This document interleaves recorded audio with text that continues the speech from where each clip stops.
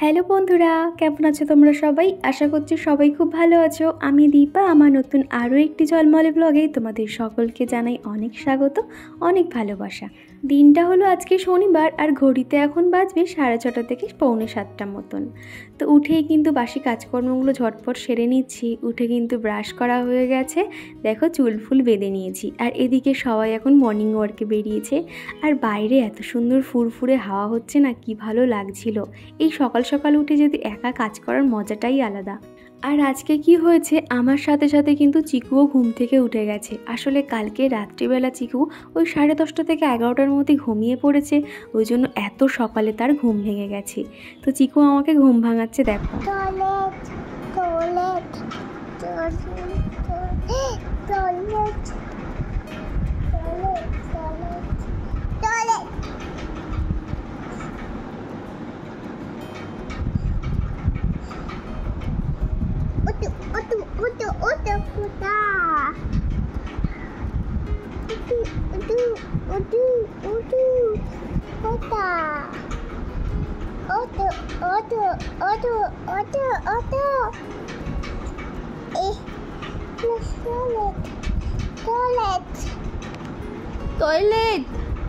Toilet কে যাবে? চিকুর মুখে আধো আধো কথায় প্রত্যেকটা কথা শুনতে এত ভালো লাগে না, সেই জন্য তোমাদেরকে এটা শেয়ার করলাম। তোমরা অনেকেই চিকুকে এত ভালোবাসো, ওকে নিয়ে এত চিন্তা করো, কি খাওয়াবো না খাওয়াবো তোমরা আমাকে সাজেস্ট করে দাও। এই জিনিসটা আমার খুব ভালো লাগে, সেই জন্য ওর কথাটাও শেয়ার করলাম। তো তারপরে চিকু তো বিছানায় অনেকক্ষণ শুয়েছিল, ওকে কিন্তু জল বিস্কুট খাইয়ে দিয়েছি, মুখটুক ধুয়েও দিয়েছি। তো এখন এই যে শুয়ে শুয়ে ছোটো একটা খেলনার ফোন ছিল, সেটা নিয়ে খেলছে, এদিক ওদিক করছে আর কি। আর আমার এই ঘরটা যদি জানালা দিয়ে রাখি এবং পর্দাগুলো দিয়ে রাখি, তো তাহলে মনে হবে যেন রাতের বেলা ঘুমোচ্ছি, একটুও আলো আসে না। তো আর এই যে দেখো, জানালা খোলার সাথে সাথে কত পরিমাণে আলো চলে এসছে, আর সাথে রোদও।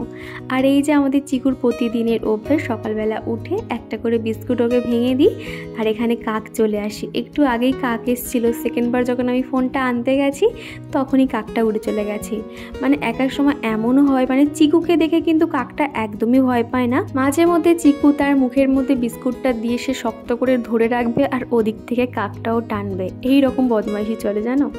আর এই তো এখন ঘরে চলে এসেছি, আর বালিশগুলো রোদে দিয়ে দিচ্ছি। এই 2-3 দিন যাবত তো এত খারাপ ওয়েদার ছিল, বালিশগুলো তো রোদে দিতেই পারছিলাম না। আর এটা তো আমার একটা হ্যাবিট হয়ে গেছে, প্রতিদিন বালিশ আমাকে রোদে দিতে হয়। তো যেই দেখেছি আজকে এত ঝলমলে রোদ, সেই জন্য প্রত্যেকটা মাথার বালিশ, পাশ বালিশ সমস্তটাই আর কি জানালার কাছে দিয়ে দিয়েছি। বেশিক্ষণ না, আধ ঘন্টা থেকে 1 ঘন্টা থাকলে পুরো গরম হয়ে যায়। তো তারপরে ওই সাইডগুলো সব দিয়ে দিয়েছি, দিয়ে এখন বিছানাটা সুন্দর করে পরিষ্কার করে নেব। আর বাকি বালিশগুলো ওই বক্স জানালার মাথার কাছে দিয়ে দিচ্ছি। ওখানে কিন্তু সকাল হতেই প্রথমে রোদ চলে আসে, তারপরে এই সাইডে জানালাতে আসে। আর বিছানার উপর কিন্তু বালিশ মানে যাই রাখো না কেন, সেগুলো কিন্তু অলরেডি গরম হয়ে যায়। আগের দিনকে যে রুটিনটা শেয়ার করেছিলাম, তোমরা অনেকেই বলেছো এটাতে তোমাদের অনেক উপকার হয়েছে। আমি ঠিক বলতে পারবো না তোমাদের ঠিক কতটা উপকার হয়েছে, তবে এই রুটিন মেনটেন করে কিন্তু আমার লাইফস্টাইলে অনেক চেঞ্জ এসছে। এবং এত বড় বাড়ি, ছোট বাচ্চা, মানে সংসার সামলানোর সমস্তটাই কিন্তু আমি করতে পারি শুধুমাত্র এই রুটিন মাফিক। শুধু বলবো, একটা অভ্যেস নিজের মধ্যে রপ্ত করে নাও, সেটা হচ্ছে সকালে ঘুম থেকে ওঠা। সকালে ঘুম থেকে উঠলে এই যে সারাদিন সংসারের কাজকর্ম, বাচ্চাকে দেখাশুনো করা, সব শেষে কিন্তু নিজের জন্য একটা সময় বার করতে পারবে। এই জিনিসটা কিন্তু আমি আগে একদমই করতে পারতাম না, তখন বুঝতামও না। যেখান থেকে এখন ইউটিউব মানে প্রতিদিন দেওয়া শুরু করেছি, প্রায় অনেক দিন তো হয়ে গেল, তো সেখান থেকে বুঝতে পারি মোটামুটি ভোর 4টে বাজলে আমার চোখটা খুলবে, অলরেডি চোখটা খুলবে। উঠছে করে কিন্তু ওই 5টা কিংবা 5:30, 6টা এরকম হয়ে যায়। কিন্তু ওই যে একটা অভ্যেস 4টে বাজলেই ঘুম ভেঙে যাবে, এই যে জিনিসটা নিজের মধ্যে একবার রপ্ত করে নাও, দেখবে সমস্ত কাজ তুমি একাই করতে পারছো কারো সাহায্য ছাড়াই। আর এখন এই তো বিছানাটা পরিষ্কার করে নিয়ে প্রত্যেকটা জিনিস ডাস্টিং ক্লিনিংয়ের কাজগুলো করে নিচ্ছি। একটু পরে যেহেতু ঘর মুছবো, আর তখন যদি এগুলো ঝাড়তাম তাহলে কিন্তু ধুলো হয়ে যেত, সেই জন্য প্রথমেই বিছানাটা করে নিয়েছি। তারপর যে ফার্নিচার টুকটাক এদিক ওদিক রয়েছে সেগুলো আর কি পরিষ্কার করে নিচ্ছি। আমার ঘরে যে খুব একটা বেশি ফার্নিচার রয়েছে তা বলবো না, তবে যতটুকু আছে সেগুলোকে গুছিয়ে রাখার চেষ্টা করি।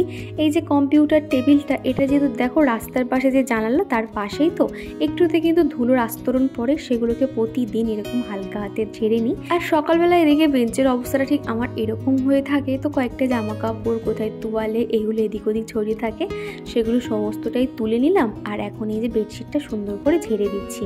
আর এর উপরে যে কুশানগুলো রাখি সেগুলো কিন্তু এখন রাখছি না, তো দেখলেই সেগুলো পর্যন্ত রোদে দিয়ে দিয়েছি। মানে রোদ যখন ওঠে না, মানে শুধু ভাবি যে কোন জিনিসটাকে আমাকে রোদ খাইয়ে নিতে হবে, রোদ খাওয়ালে কিন্তু যে কোনো জিনিস খুব ভালো থাকে।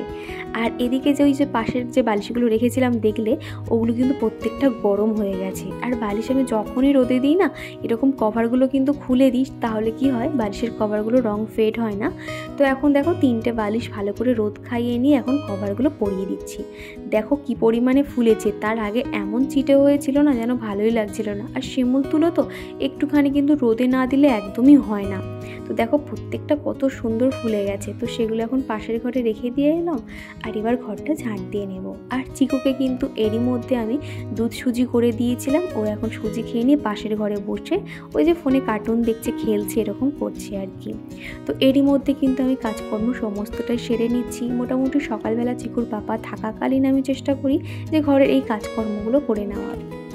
আগের দিন ব্লগে আমার মিষ্টি মিষ্টি বন্ধুরা যারা কমেন্ট করেছিলে, সোনিয়া খাতুন, পম্পি শর্মা, সোনালী সাহা, রিয়া ঘোষ, বেঙ্গলি মেয়ে, নন বেঙ্গলি বহু ব্লগ, রিয়েল ব্লগার হীরা, রাখি মণ্ডল, দেবারতী সরকার, মিশু মামন ব্লগ, গোপুসোনা, বনশ্রী ঘোষ, পূজা সর্দার, কেয়ার ফ্যামিলি, মৌ লাইফস্টাইল, ঋষিকা, তানিয়া নস্কর, সীমা লালা। তারপরে কমেন্ট করেছে মালিনী চক্রবর্তী দিদিভাই, অঙ্কিতার রান্নাঘর, সর্বাণী দত্ত দিদিভাই, স্বর্ণালী দাস, ডল রায়, শুভ্রা রয়, সুরভি মণ্ডল ঘোষ। তো দিদিভাই বোনেরা তোমাদেরকে অসংখ্য ধন্যবাদ আমাকে প্রতিদিন এত সুন্দর সুন্দর কমেন্ট করার জন্য। আর তোমাদের কাছে একটাই চাওয়া, আগামী দিনগুলো ঠিক এইভাবে আমার পাশে থেকে যেও। ঘরের এত কাজ করতে করতে না গলাটা একদম শুকিয়ে গেছে, সেই জন্য একটু গ্লুকন-ডি জল খেয়ে নিলাম। তারপরে কিন্তু বাকি কাজকর্মগুলো করব। আর এখন এই তো রান্নার জন্য মিক্সার গ্রাইন্ডারে আদা, রসুন, পেঁয়াজ পেস্ট করে নেব, সাথে একটা টমেটোও নিয়েছি। আর আজকে একটু ডিমের ঝোল রান্না করব। আর আমি যখনই মিক্সার গ্রাইন্ডারে এরকম মশলা পেস্ট করতে যাই, সেই আওয়াজে চিকু যেখানেই থাকুক না কেন ঠিক ছুটে চলে আসবে, আর এসে দেখো একা একা এমন করবে যেন ও সবই জানে। তো আমি এই যে উপরে হাত দিয়ে ধরছি, ও দেখো 2 হাত দিয়ে চেপে ধরার চেষ্টা করছে, মানে এইরকমই বদমাইশি করতে থাকে। তো কী আর করা যাবে, বাড়িতে তো আমি একাই, যত খুনসুটি মজা সব মায়ের সঙ্গেই করে। তো ভাবলাম চলো যা করছে করুক, তারপরে ওকে অনেক কষ্ট ওখান থেকে উঠিয়ে আনলাম এনে। আর এদিকে না প্রেশারে কিন্তু আলু আর ডিমটা আগে ভাগে সিদ্ধ বসিয়ে দিয়েছিলাম, মোটামুটি 2টো সিটি দিয়েছি, হালকা একদম হয়ে গেছে। আগের দিন ভিডিওতে কেয়া দিদি আমাকে বলেছিলে চিকুকে যাতে প্রতিদিন শাকসবজি এবং ফলমূল খাওয়াই। কি জানো তো দিদিভাই, আমি ওকে সবসময় ফল, শাকসবজি, ডিম ওকে খাওয়াই।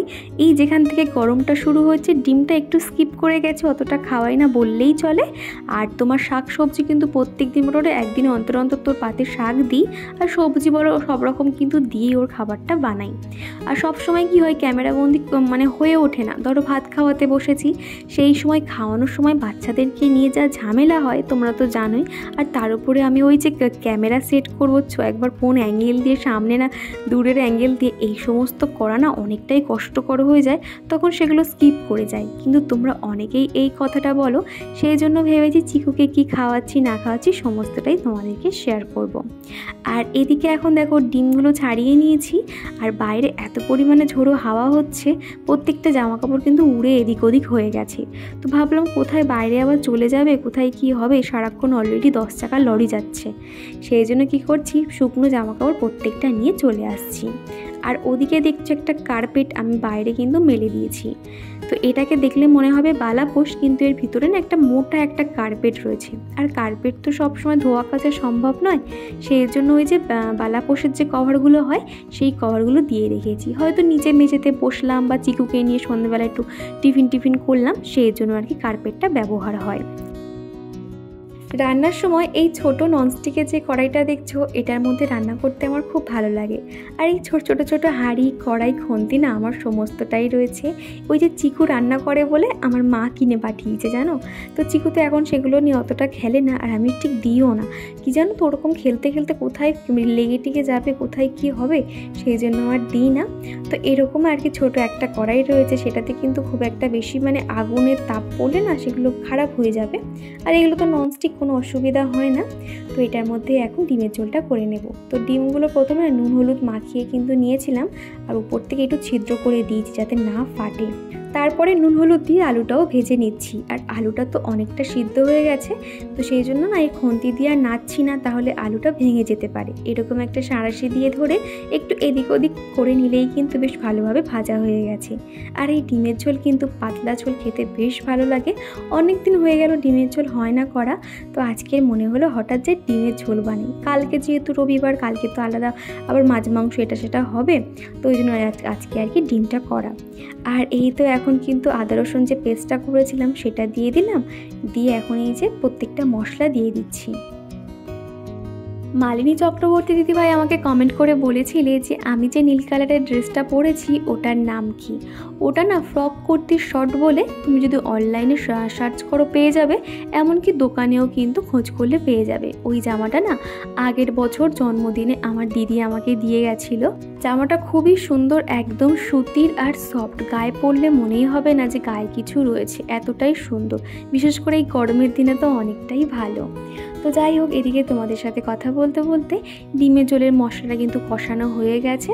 এরপরে আমি ভাজা ডিম আর ভাজা আলুটা দিয়ে হালকাভাবে নিয়ে জল দিয়ে দেব।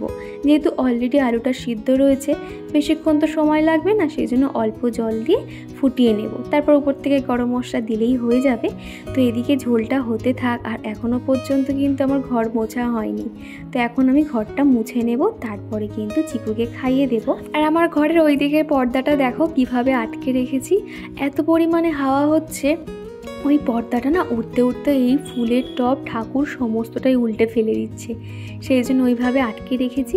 মানে যতক্ষণ এরকম একটা বেল্ট বানাতে পারছি অনেকটা অসুবিধা হচ্ছে। তো কালকে তো রবিবার, কালকে যদি বার হতে পারি তো কয়েকটা যে কালারিং যে ক্লে পাওয়া যায় সেই ক্লে কিনে আনবো, এনে সুন্দর একটা বেল্ট বানাবো, আর অবশ্যই তোমাদেরকে শেয়ার করব।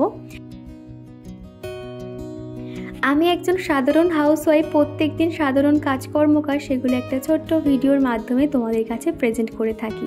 তোমরা অনেকেই আছো প্রতিদিন আমাকে সুন্দর সুন্দর কমেন্ট করো। এই যে তোমাদের এক একটা কমেন্ট না পরবর্তী ভিডিওতে কিন্তু অনেক উৎসাহ করে। আর এদিকে কিন্তু দুটো ঘর, ডাইনিং রুম সুন্দর করে মুছে নিয়েছি। আর এখন রান্নাঘরে চলে এসেছি, কয়েকটা স্যালাড কেটে নেব। আর এর মধ্যে কিন্তু ডিমের ঝোল আমার হয়ে গেছে। রান্নাঘরটা কিন্তু এখন আর মুছলাম না, আগে খাওয়া দাওয়া করে নিই, তারপরে রান্নাঘরটা মুছে নেব। কেননা খাওয়ার পরে কিন্তু আবার আরেকবার মুছতে হয়, সেই জন্য। তো দেখো এদিকে আমি একটু স্যালাডে নিচ্ছি শসা আর একটু গাজর নিয়ে নিচ্ছি। তোমাদের মধ্যে কেউ একজন জিজ্ঞাসা করছিলে এই নাইফটা আমি কোথা দিয়ে কিনেছি। এটা আমি অনলাইন থেকে কিনেছি, আর তোমাদেরকেও বলবো অনলাইন থেকে কিনতে। তার কারণ এগুলো যদি তোমরা শপিং মল থেকে কিংবা যে কোনো দোকানে কিনতে যাও না, অনেকটাই কিন্তু দাম নেয়। মোটামুটি এক একটার দাম পড়বে 500 টাকা, আর সেখানে তোমরা অনলাইন থেকে 6-7টা সেট পেয়ে যাবে, এরকম নাইফের সেট পেয়ে যাবে খুব কম দামের মধ্যে। আর এদিকে দেখো আমার ঘর কত সুন্দর টিপটপ করে গোছানো। এরকম যদি ঘর বাড়ি সবসময় পরিষ্কার থাকে, নিজের মনের মধ্যে যেন একটা আলাদাই আনন্দ কাজ করে। আর এখন এই তো আমার জন্য জিগুর জন্য ভাত বেড়ে নিয়েছি। আর দেখো এদিকে ডিমের ঝোলটা কিন্তু একদম মাখা মাখা হয়ে গেছে। ভেবেছিলাম একটু পাতলা মতন করব, কিন্তু চলো ঠিক আছে, এক বেলার মতন এটাই যথেষ্ট। আর কি জানো তো, এটা দেখে মনে হচ্ছে না তরকারিটা অনেক ঝাল হয়েছে, কিন্তু অতটাও ঝাল হয়নি। আমি চিকুর রান্নাতে সবসময় লাল যে লঙ্কা গুঁড়োটা শুধুমাত্র কালার হয়, অতটা ঝাল হয় না, সেই লঙ্কা গুঁড়োটা ব্যবহার করি। এতে কিন্তু চিকু খেতেও পারে, কোনো রকম অসুবিধা হয় না। আর এমনিতেও বাচ্চাদের কিন্তু একটু ঝাল ঝাল খাওয়ানো অভ্যেস করানো ভালো, তা না হলে তারা যখন বড় হবে বা কোথাও বাইরে ঘাটে যাবে তখন কিন্তু তারা একদমই তখন ঝাল খেতে পারবে না। আবারও তোমাদের সঙ্গে দেখা হচ্ছে সেই বিকেলবেলা। তো চিকু একটু আগেই ঘুম থেকে উঠেছে, তো উঠে আর কি ওকে একটা আম কেটে দিয়েছি।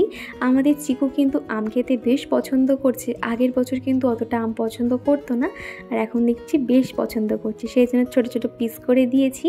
তো দেখো একা কত আনন্দ সহকারে খাচ্ছি। আর ওই যে দুপুরবেলা না যখন জলটা গরম ছিল, সেই গরম জলের মধ্যে এই জামা কাপড়গুলো সমস্তটাই ভিজিয়ে দিয়েছিলাম। তো এখন দেখো পুরো কতগুলো জামা কাপড় কেচে দিয়েছি, একটা সাথে বেডশিটও কেচে দিয়েছি। কেননা কালকে আবার রবিবার, এই কাজটা যদি ফেলে রাখি আবার অলরেডি দেরি হয়ে যেতে পারে। কালকে একটা কোথাও বিকেলের দিকে বার হব প্ল্যানিং চলছে, যদি যেতে পারি তোমাদেরকে তো অবশ্যই শেয়ার করব। আর এদিকে সন্ধ্যের দিকে কিন্তু চিকুর পাপাও এসে গেছে, কয়েকটা সবজি কিনে আনতে বলেছিলাম, তো সেগুলো এনেছে। আর বন্ধুরা চলো ভিডিওটা এই দিয়ে শেষ করছি, তো চলো টাটা।